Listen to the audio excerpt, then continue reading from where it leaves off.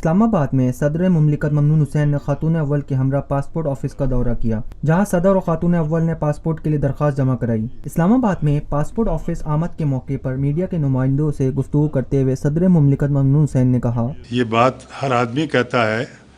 اور یہ بار بار کہی جاتی ہے کہ ہر ادارے کو اپنی حدود کے اندر رہ کر کام کرنا چاہیے،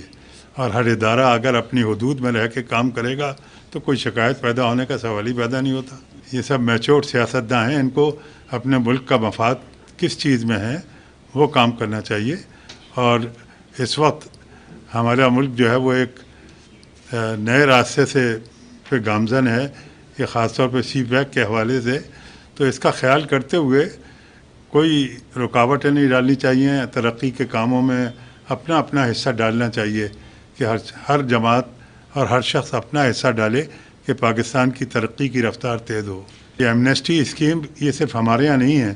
آپ دیکھیں ابھی انڈونیشیا نے یہ اسکیم دی، ملیشیا نے دی، اور انڈونیشیا میں تو بڑی کامیاب ہوئی ہے یہ اسکیم جو ہے۔ اصل میں یہ اس لیے ہوتا ہے کہ اب یہ اس لیے بھی ضروری ہو گیا ہے کہ اگر آپ نہیں کریں گے تو یہ جو قوانین بین الاقوامی بن رہے ہیں، یعنی منی لانڈرنگ کا الزام لگ جائے گا، کچھ اور ہو جائے گا، کچھ اور ہو جائے گا، تو اس سے بچنے کے لیے بہتر ہے کہ پاکستان کے قوانین ایسے بنائے جائیں کہ جن لوگوں کی دولت باہر ہے وہ یہ واپس لے آئیں اور وہ پاکستان کے کام آئے۔